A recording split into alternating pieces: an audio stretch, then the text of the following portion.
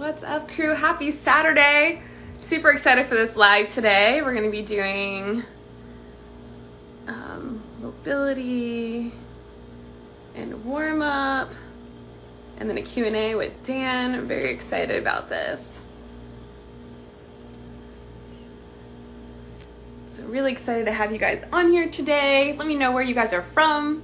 Also, if you want to participate and do some of the warm-up and mobility stuff with us, just make sure you have a band with you. We're going to do some band work with this. Let me just see if he's in here. Welcome, welcome. Super excited to have you all. Let me know where you guys are from, where you're tuning in from. Saturday. I'm excited. Make sure you have your band. If you don't have a band, you could probably do it without it, but it'd be good to have one with you. So welcome, welcome. Nebraska, Puerto Rico. Yes, welcome, guys.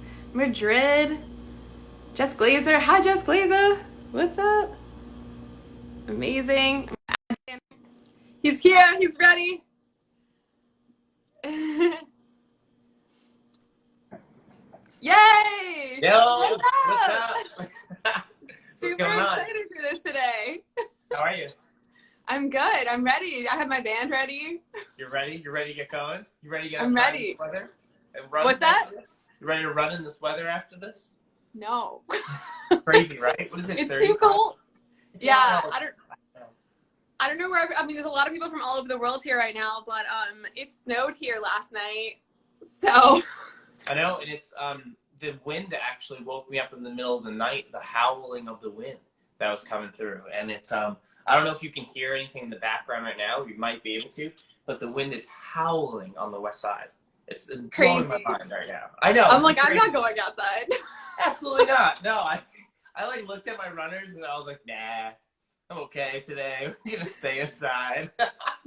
Exactly. Well, I'm super excited to have you guys, to have you on here today. I don't know if you want to introduce yourself first, then we can get started with our mobility and warm-up stuff. Absolutely. My name is Daniel Giordano. I'm a doctor of physical therapy and a certified strength conditioning coach. I'm also one of the co-founders of Bespoke Treatments, a physical therapy clinic, New York, Seattle, and San Diego, and Los Angeles. So we're West Coast and East Coast, and right now we're working globally with telemedicine, which is really amazing.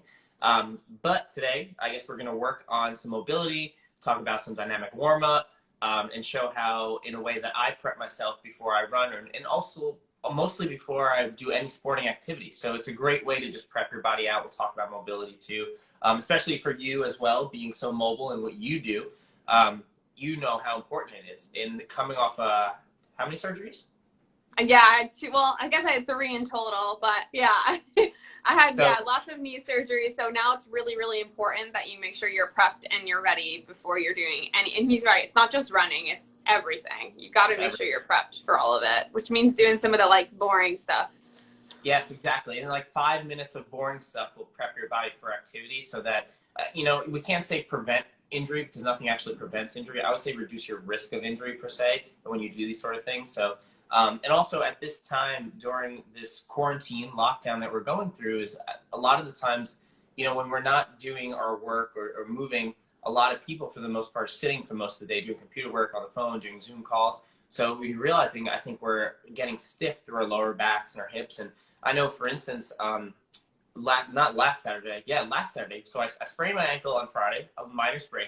On Saturday, I was just on the computer all day, had my compression socks on, and which helped tremendously. But at the end of the day, I realized I sat for almost 12, 13 hours straight working.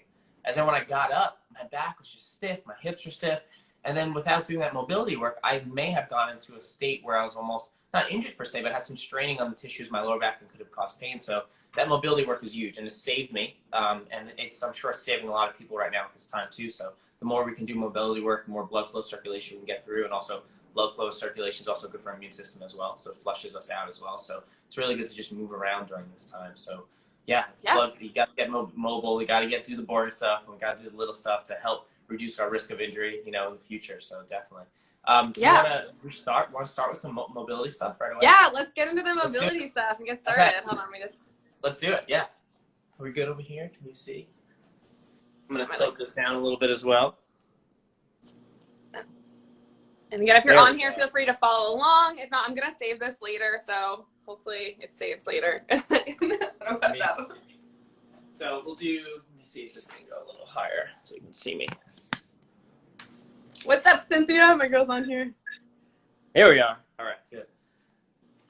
So you can see where we're at. Yeah, exactly. Okay, so I just want to, let's run through like a few, maybe like 4 or 5 mobility movements, and then I'll show you some dynamic movements that I do before sport activity, so we'll keep it really fast and get it going. So mobility 1, I always like working our toes before anything. So getting to the quad position against a rock position, because we want to make sure that those big toe extensions, your big toe, are staying loose and mobile, because if you're not pushing off correctly during any sport activity through your feet, what happens is you actually compensate and you can start pushing off other parts of your feet, which then can lead to other injuries and more pressure in certain joints. So the first thing that I love doing, if you're home, okay, and we'll do one that we can, after this we'll run through a quick one that you can do standing up without touching anything, just in case you're outside at this time, okay? So if you're home, right, this is the easiest way to do it. You want to get to the quad position. So quad, hands under shoulders, knees under hips. Take your big toe and tuck it on under. So you're going to get like a stretch in the arch position per se, right? And then what I like to do just to start is to usually just rock back a little bit, just so you feel a little stretch in the arch. Okay, feel that in the feet. Really tuck those toes under just to get those feet a little loose. Just open up. You can feel some people feel a little stretch in the Achilles if the Achilles are tight. But what we're doing is just rock in and out of it. Just get like 10 quick rocks. It's always the easiest way to do it. And then we'll talk, actually, me and you spoke about it the other day. We spoke about quad tightness and people being quad dominant. From here, there's a really good quad stretch I like to get into. And just really think about not holding the stretch statically, because we don't want to static stretch prior to activity, because that can obviously decrease your force output, because it can actually change that muscle tension relationship that we get right there. So you don't want to static stretch. You don't want to decrease or down-regulate your nervous system. You're trying to rock in and out the best way for me. So once we get about 10, 15 rocks in there, you start to feel a little mobile. I like to just get right into usually the world's greatest stretch, just because it is the world's greatest stretch, right? So I like to just put that foot outside that right hand, shift that left leg back a little bit. So key to this one, as you know, is just tighten that left glute, right? Get that left glute tight. So feel the stretch through the anterior capsule on the left, because a lot of times people don't tighten that glute and they just start leaning. We want to tighten it just so you have a little bit of rotation, feels that stretch. So when you're here, just tighten that left glute, just so a little movement can feel the stretch in the anterior aspect. When our hands are down, and when you drop that elbow to the ground, try to rotate that elbow slightly towards the other hand. So drop that elbow and then slight rotation in there. That's when we'll start to feel that stretch all through. And then as we rotate back up, we're going to rotate up to the ceiling, tucking the bottom rib under, following the hand with your eyes, and just come on down. So just do 5 of them, 5 quick ones.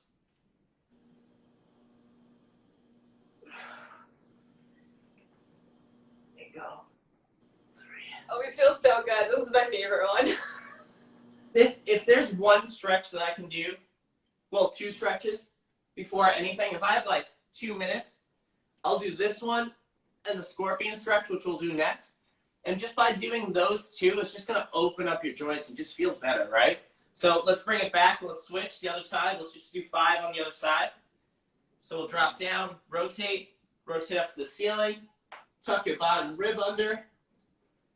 I just felt 2 pops in my hip on that one. That's what I'm feeling all sorts of cracks. Right? It's like, oh, wake up, body. Did you work out today yet? Did I work out today? I don't know. No, I worked people out. Actually, no, I did. I'm filming a lot today, so I guess I'm technically working out. You're moving. You've been moving all day. I've been moving. I did a towel workout on the door. So from here, what I like to do is jump right down to the scorpion stretch. Have you done a scorpion stretch before? I'm not sure. I don't know if I call it that. So. Okay, so let's see what name you have for this one. So what I like to do is get your feet, hands flat in the ground, and you want to lift the leg up and then over, keeping the chest down, really just opening up that hip, and then coming back. Okay, so lifting the leg up, over, tapping the toe, getting that hip to open up. You got that in there? Yep. Do you have a name for this one? I literally think I call these twisties. Twisties. So we're doing Let's do one more twisty this way and then 5 more twisties the other way. Good. We'll do the other side now. So twisties to the left, lift up. And over. This is a great one. I love this one for opening the hips and the lower back as well. Also feel a little above the lower back sometimes through the trunk. Keep those pecs flat. One more twisty. Oh my god, it feels so good. So good, I know. It's wild. When I do my mobility work, I start sweating right away. It's because my nervous system isn't used to it and that reaction that we get. So I start to just sweat, which is a great thing, but that also means my blood flow and circulation is improving well. So what I like to do from here is come back up to that position and the quad stretch. So like I said, not to hold dynamic stretch, not to hold the stretch, more do dynamic stretching prior. So a good one that I like to do in this position was a great quad stretch. So grab that back leg here. Okay, make sure you have your balance. A lot of people lose their balance here because they're not used to it. And just bend that leg up, but then what you're gonna do is just lean a little forward so you get that stretch in the quad and then come out of it. Feel that? Yes. You just lean in. 1, 2, and out. And then lean in.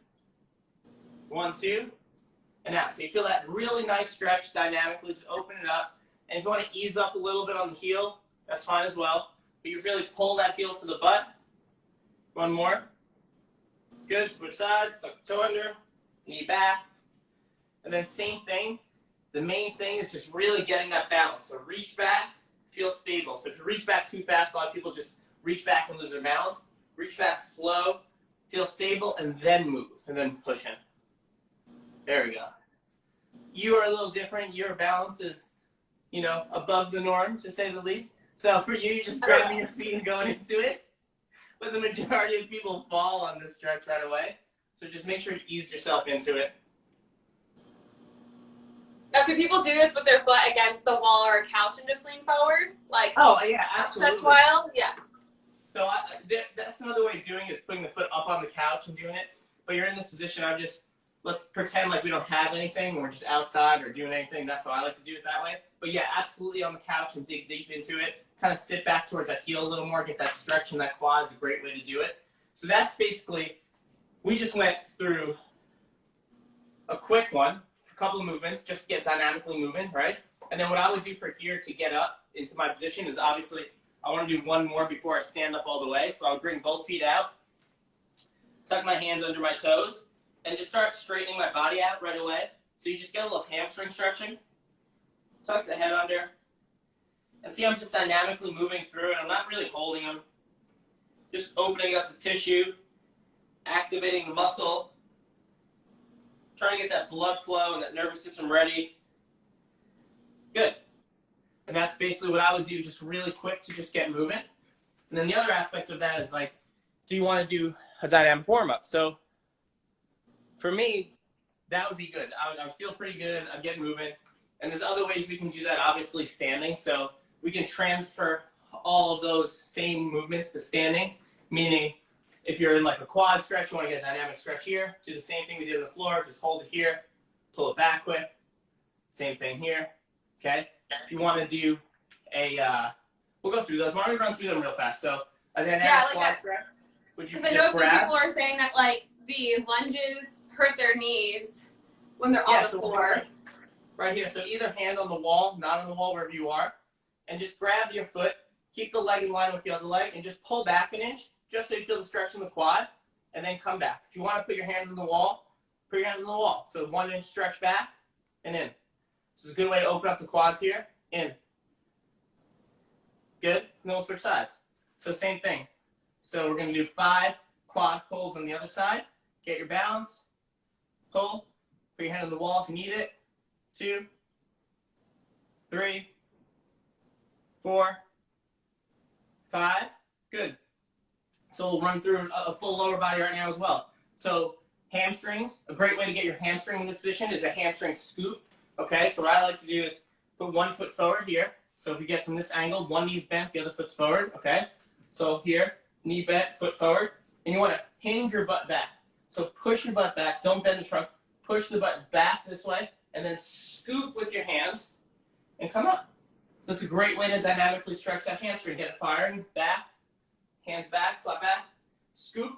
I love these. These are a great way to do. For me, if I'm like going to play basketball and I'm walking onto the court, we got next. I'll do these, run through these, just 5 of each. It'll take me 2 minutes. Just prep the body a little bit. One more. Good, and switch sides. Just really simple. What we can do in the park as well, or outside playing sports. So push the butt back, hinge, and let's scoop. Okay?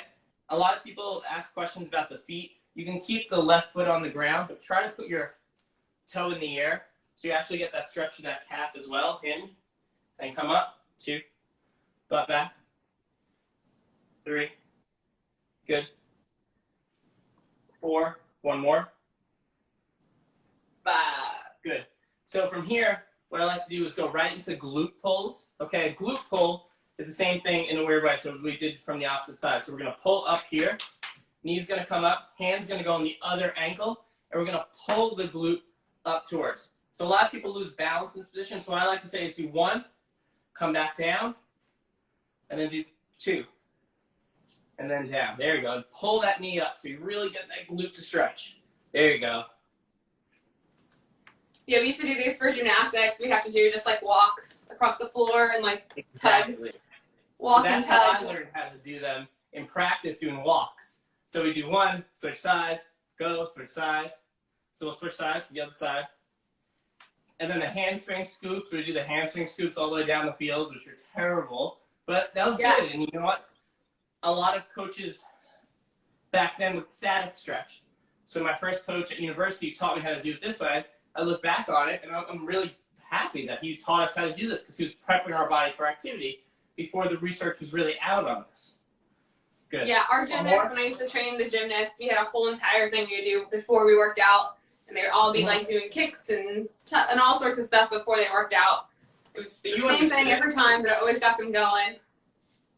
Yeah, you got it. Because then the thing is, like, when you do your dynamic stretching prior to activity, the research is there and it's beneficial that it's actually temporarily increasing your range of motion. But for me personally, I see a huge difference when I just do 2 minutes of this, and my body just feels more open. So the last one we'll do is a knee pull. So the knee pull's here, okay?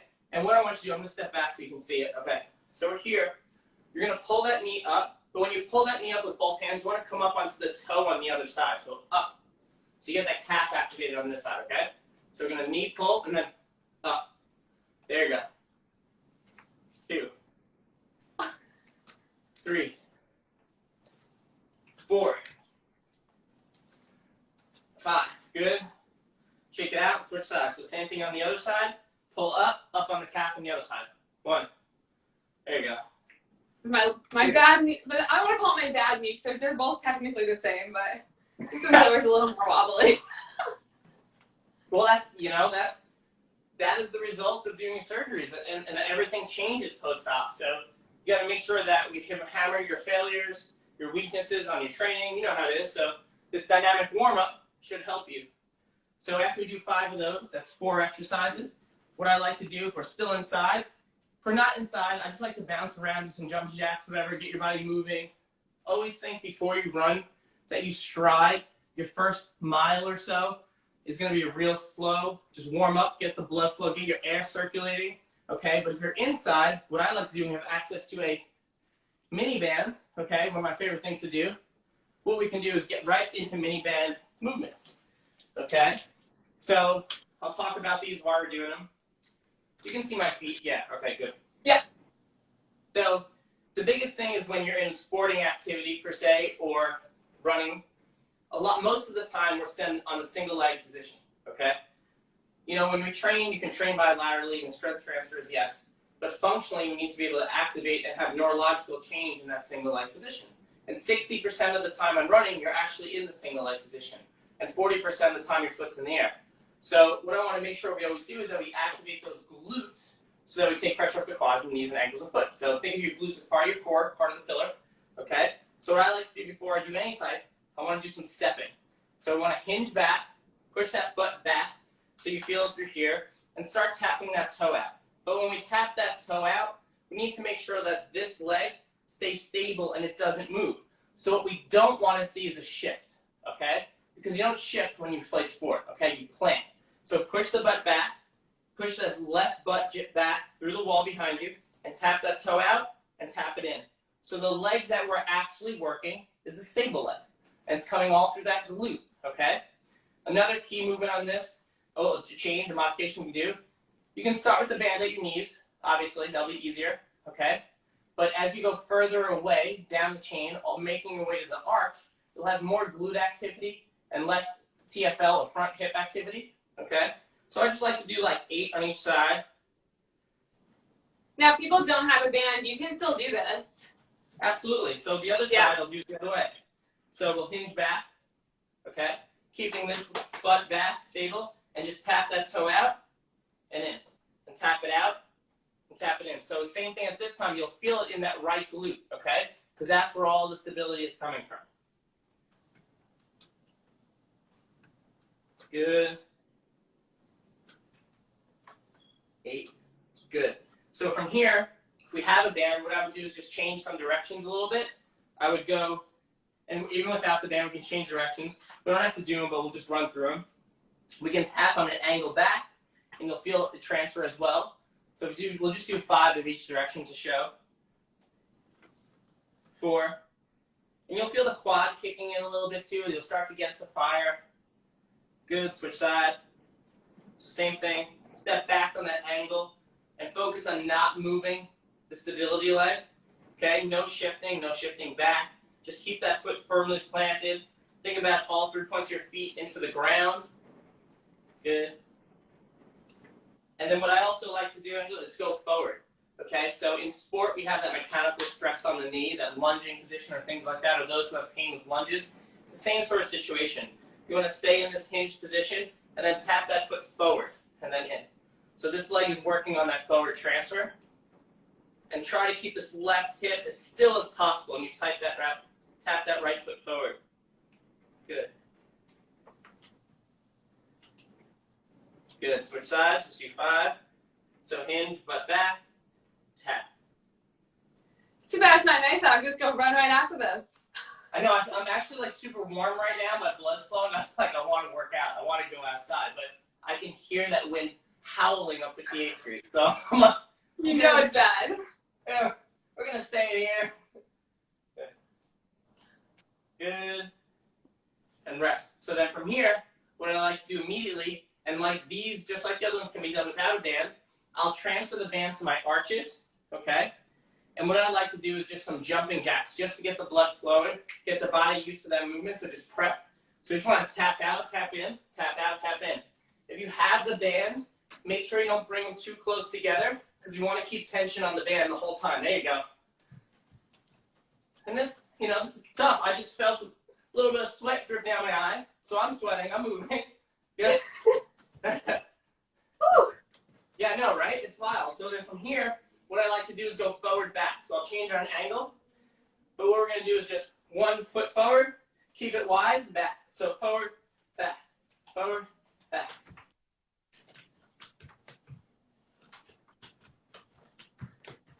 Whew, that's harder for me. You'll feel this all the way in the hips, yeah. Small movement. Last one, we're going to rotate, okay? So see how our coordination is. So we're going to rotate and rotate, keeping the feet wide and rotating.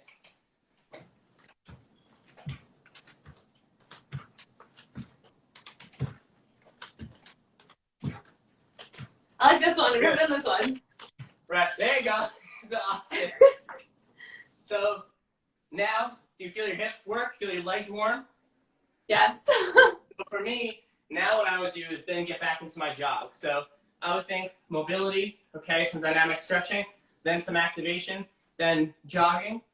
If you're going to do pace work or tempo work, my biggest thing is people tell them stride before you sprint.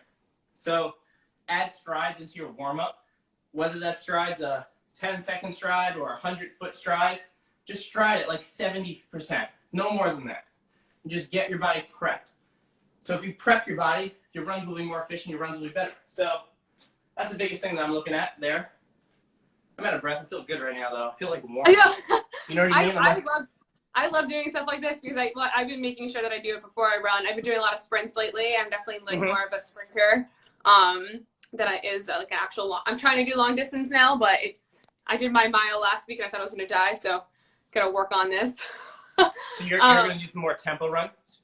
I'm going to start trying to do, I want to get I used to, before I was injured 2 years ago, I was doing Spartan races and I had a really solid 5K. So I just want to get back to my 5K, like solid, so that if I do Spartan races again, I can have a good, like I'm good at the obstacles. So as long as I have a solid 5K, I normally do pretty good. That's great. So that's how I look at it. Yeah, what's that? 3.2 is great. 3.2 is great. If you're sitting at a solid 5K, you're in shape. Like you're definitely moving. So that, yeah, I'm with it. I actually started adding in some fartlek runs with a friend of mine, 2 friends of mine. We live in the same building, so we kind of like quarantined ourselves and only see each other.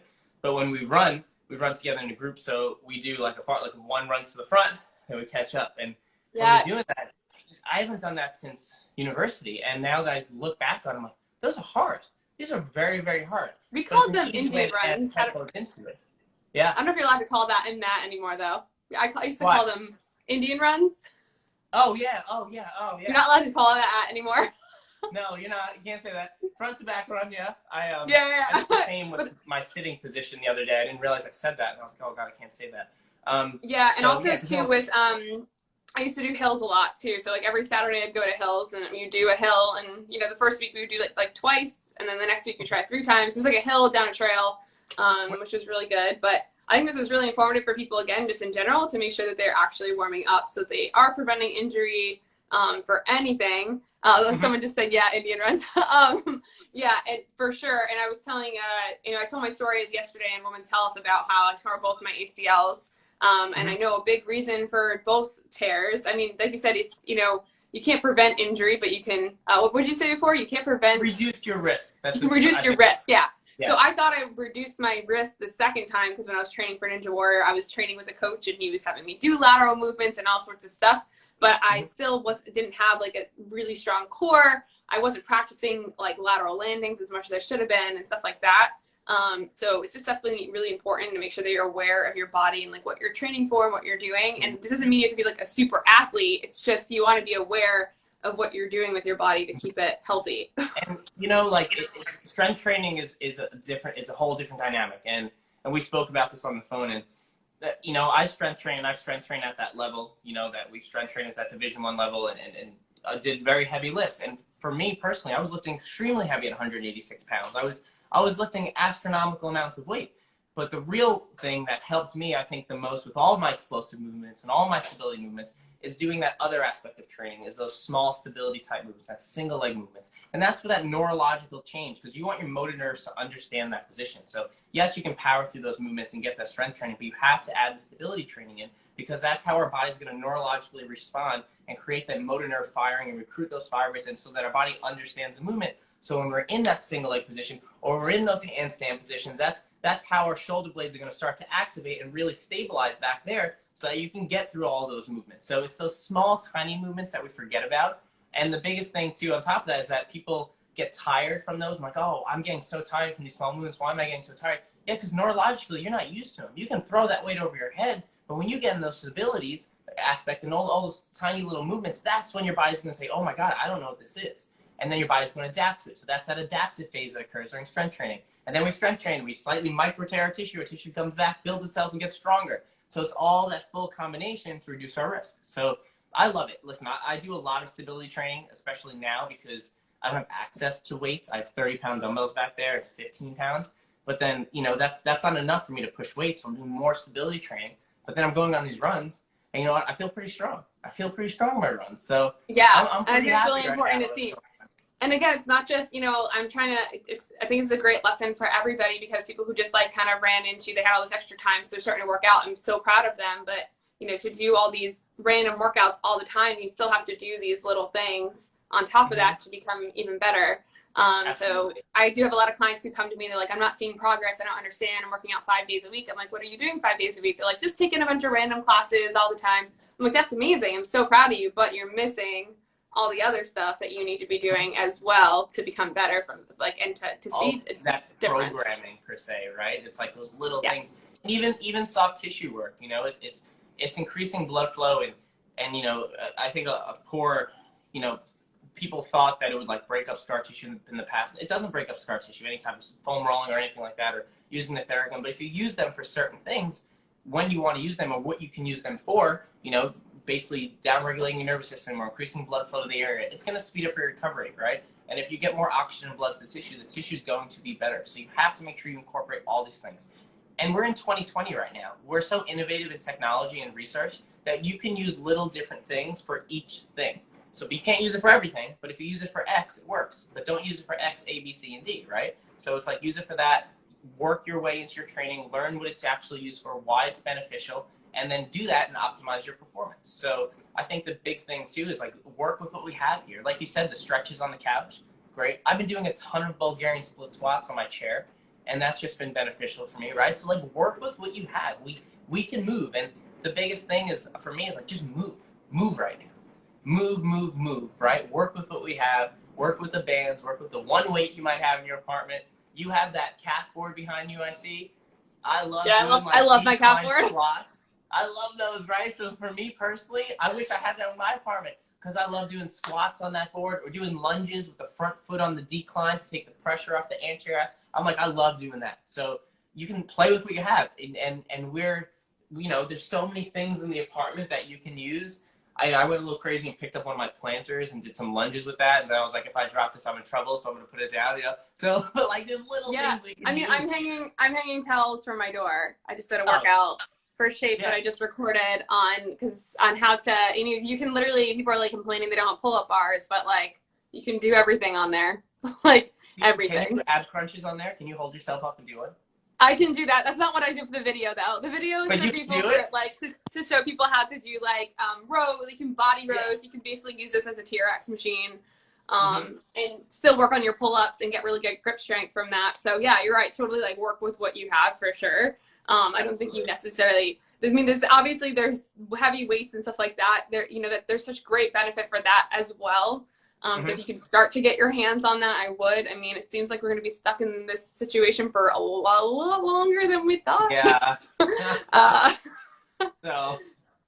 So if you can find them on the black market, I would go get them. Something at least. I mean, I just ordered 2 kettlebells, just a 20-pound and a 35-pound one, just to do some basic stuff with that. I don't need like a barbell or anything like that, but just to have a little extra weight for myself to work on my leg stuff.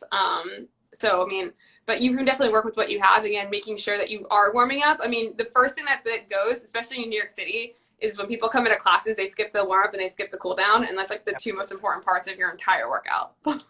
Yeah. So when I was doing classes in New York, like I didn't do many classes over the past year, but let's say like 2 years ago when I was doing more classes to my schedule permitted it, I would run from work, get on the subway, get off the subway, run into the studio, change, get into class, usually come in like a minute or 2 late, and I would just keep moving. So I wouldn't have any time. So I would never, my warm-up would be the walk to the subway, which is not great, you know? And then after class, I'm in a rush back to get somewhere. So I run into the locker room, quickly change or shower, and then run out, and then I'm back working. So then I realized I didn't warm up, I didn't cool down. I'm like, I need to start adding these things in. Now I live in a building where the gym is, well, it was open. So I would come home and warm up and go downstairs, or I'd cool down after. So I would change that commute aspect. I didn't have to do that. But I realized how I was missing the whole warm up and cool down. And I was like, I need to make time for this. I need to either change my schedule or go to a later class so I can spend the 10 minutes prior and just warming up. But, you know, as you know, living in New York, it's always go, go, go, go, go. We don't actually stop. So always take a minute, slow down, spend that 5 minutes on a cool down or spend that 5 minutes on the warm up, and your body will thank you for it later. So always think long term, right? The short term gains are great and the short term workout is great, but think long term, think injury reduction, think more mobility, more movement. And if your body can move better through the range of motion, you're going to be stronger, you're going to feel better, you're going to feel better, you're going to move more freely. So, you know, I definitely think that like a few things that were game changers for a lot of my clients that I started seeing was literally the warm up, having a structured program. So like I literally tell my clients, I mean, like Liz is my client, so I would tell her, all right, cool, we're going to make sure that you're not overtraining. We're going to make sure you're getting exactly where you need in the structure. And she's been able to see crazy improvement in a year because of the fact that we structured it out. So she is getting all those different things in. And like you and I said, she's gonna come out of quarantine like stronger than ever because yeah, I know. And those pull-ups, I love seeing those pull-ups. Like if she's out there listening right now, like those pull-ups, I want to see her repping them out. And I know she's gonna be at that. It's just like the fact they're so much better right now because of all the drills we've been doing. So like not even doing a pull-up, just doing the pull-up drills. When you go back to your pull-up bar, you're gonna do better. Your shoulders are gonna be more relaxed. You're gonna activate the right muscles. There's so many different things. What's your drill for the pull-up? What's like your number one pull-up drill? My number one pull-up drill? Oh, yeah. That's so tough. I mean, I would say probably the initial hang and shrug, because if you can't hang and shrug, you're probably not going to be able to do it. A lot of people get stuck at the beginning. They literally can't hang and just do this. They tend to like bend their arms, or they can't like just get that initial. So you can literally do it without an even bar too. You can just literally shrug with a weight in your hand, but just trying to get that motion. I think people get stuck with that because you'll see people hanging on the bar and just flailing around. They can't get that little initial piece right there. So I think if you can hang on the bar and you can shrug like that, then you'll probably be able to get your pull up like faster than you think, honestly. I love that. Yeah. That's those little muscles that people forget about, right? It's like adding those little ones in. Some questions. Oh, have you ever worked with clients with hypothyroid condition? Yes, I think you have to take that medication though for it, right? The hypothyroid condition. Yeah. So yeah. You can take something like Synthroid to basically regulate your hormone. I would say if you do have a hypothyroid condition, make sure you get it checked and check your levels, your TSH levels, to see where you are, and then know if you have to get on medication to normalize them. So number one thing absolutely is right away, if you do have a hyper or hypothyroidism, I would get that checked. Go to an MD for it and see where you are so that you get on the proper medication so that they can level out the thyroid. So absolutely. But that's a great question, because what happens is I tell my clients to, let's say they're really trying to shed a few pounds and tone up and they're really having issues, and we've trained for 2 months and either doing everything they're supposed to, whatever, and they're not seeing a difference. The first thing I tell them is, all right, we need to get something else checked. As long as you are consistent, right? So if you're actually consistent with something for like a good 2 months or so and you're really not seeing a difference, I always tell them to go to the doctor. I'm like, all right, let's see if there's anything else going on here that we are like, we're missing. Because that does happen. I probably go too often, but for me, I would say everyone should go like once or twice a year just to get their blood work done. I go every quarter just to see where my levels are. And, you know, I've learned that, you know, my testosterone has been lower than normal sometimes. My vitamin D has been lower than normal. So I've been able to then adjust my diet in that way. Not for me, I don't go there to take medications, more like adjusting things. But get your blood work checked every now and then. What does that say? Yeah, I always get it checked, always. I got my blood work before this epidemic. The suggestions for shoulder mobility. Yeah, so much suggestion. Yeah, I was like, where do we start? I think the biggest thing with shoulder mobility that a lot of people do forget about is work your thoracic spine. So start opening up your thoracic spine. So that second part of the world's greatest stretch, when we open up and really get that thoracic spine movement, is huge. So you got to understand that if that thoracic spine is stiff, you're going to have problems with your shoulder blade mobility. Then it's going to contribute, to shoulder mobility issues. So work your thoracic spine, absolutely. And then also, I think a big thing with shoulder mobility is that a lot of people think that they're not flexible, but actually what it is your weakness. So remember to start, you know, working those shoulder blade muscles. And if you strengthen your body through the full range of motion, you can see the same gains as doing static stretching all the way and pushing through there. So just make sure that you strengthen through the full range of motion. I think my belief is open up the thoracic spine a little more and get those shoulder blade muscles working.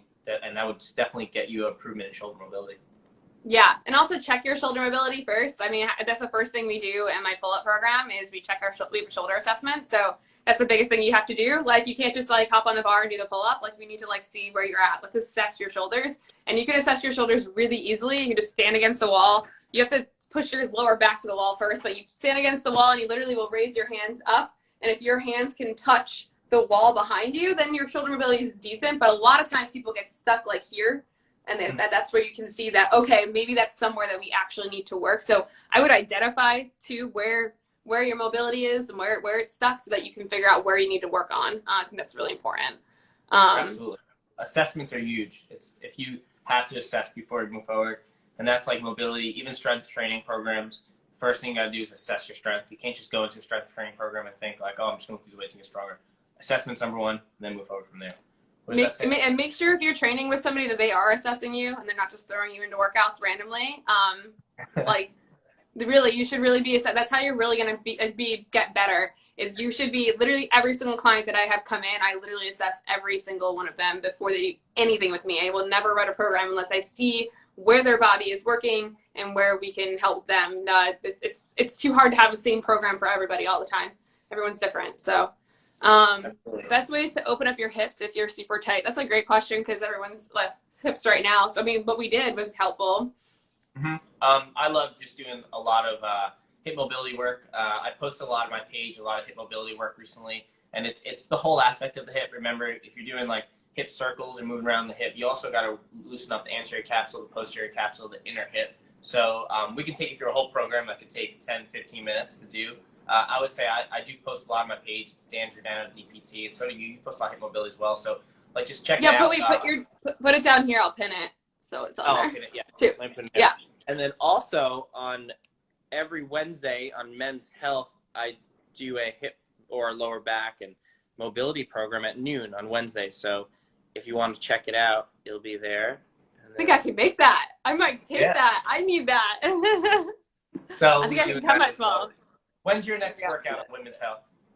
Yeah, my workouts at Women's Health. Someone was actually so funny the other day. It's like, how many more body weight workouts can I do? But I'm doing it. Keep doing it. We did stuff with the pillow. That was actually really fun.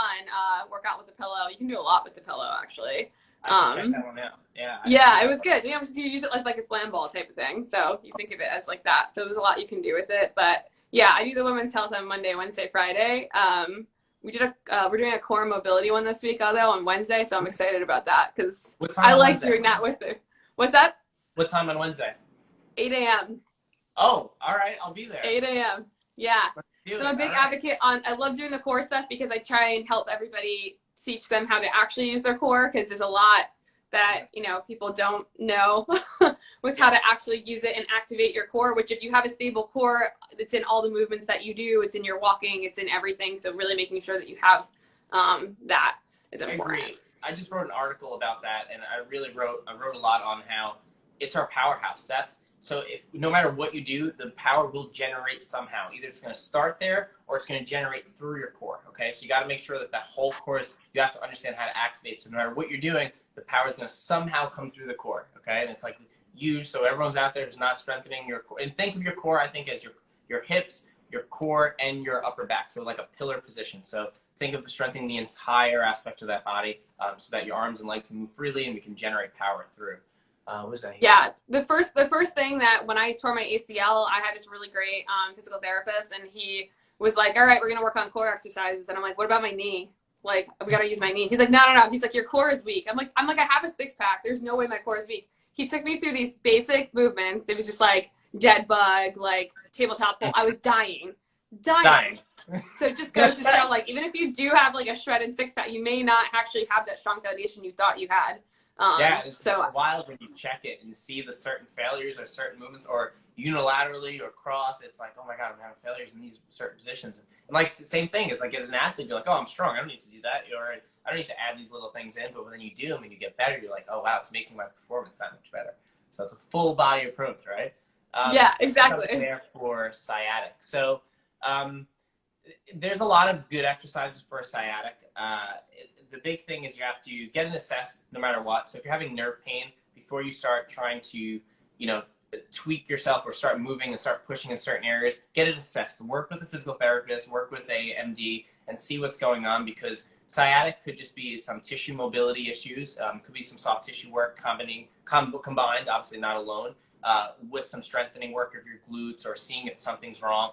But if there is sciatic, it could be bad, and it could be actually stemming, well, not bad per se, but stemming from your vertebrae, your spine. So you want to make sure that gets assessed so we understand where it's actually coming from. And then they can make a program around that. So best exercise, one would be get it checked, and then do some sort of combination of soft tissue work, stretching, and strengthening as well. So no matter what, just get that checked so you understand where that's coming from, where it's actually starting, before you start making it worse in a way starting. Sometimes a lot of people, I've noticed that patients that come to me as well, they'll come to me and they'll say, oh, I've been doing X, Y, and Z and it's getting worse. I'm like, yes, it's getting worse. So next time, jump on it right away, get assessed. Like telehealth is the perfect way to do it. So you know, get a PT to work with you. We do telehealth at Bespoke Treatments, and we're finding that's the biggest thing is a lot of people who don't even have that bad an injury are just, you know, calling us from Washington, California, New York, coming in and saying, can you just help me out right here? And it's some little tweak, but then it changes the whole aspect of it. So it just changes that long-term view. So just make sure you're getting that checked out before you do anything. I think now more than ever, like even physical therapists and personal trainers are very accessible, which is normally really wasn't fully like that. I know I remember I used to just wait forever to get into a physical therapist. I mean, now I just literally message her and I'm able to get on a call like this and she's able to talk me through something. Like I had to do a release on my back the other day. She talked me through it. I mean, there's people who will help you do that, and it's accessible now more than ever. So don't just like wait for things to open back up. I would try and get it assessed right away, and then move forward. So yeah, absolutely. That's amazing. Yeah, and then I think one more thing I just want to say too for everybody is if you did have an injury or something like that before, make sure you keep up with your rehab exercises. I know what tends to happen is people, you know, they get better. Okay, that's great, you're better, but you should still be doing a lot of the rehab exercises you were doing. So just because you're feeling amazing and you're better, you still need to keep up with doing those things to keep yourself strong. You can't just be like, oh, better, done, like not anymore. So that's Make really them important. part of your program. Yeah, make them part of your program. Put them in somehow and just keep them there. So you're adding them in on a weekly basis, just making sure that those muscles are still firing and stabilizing. Everything's firing, but making sure it's stabilizing properly and the strength training is there so that it'll keep you long term. Always think long term. Don't think short term. Always think long term. I think that's the best way to put your body in the position that you want to be in. So think long term changes. Absolutely. Well, this is so great. I'm gonna save this. I'm gonna put it, hopefully, like we were saying, my plan right now is to save the video because I want to actually post it on my IGTV later, and I want to keep it up. Yeah, fingers crossed, as long as it works. And then I also I'm gonna leave it up here for 24 hours. So feel free, Dan. I pinned Dan's name down here, so feel free to message him. He did have such amazing. Check out his posts on mobility and stuff. They were really amazing. I think you had one. Did you have one on squats the other day? I think there was one on squats that I loved.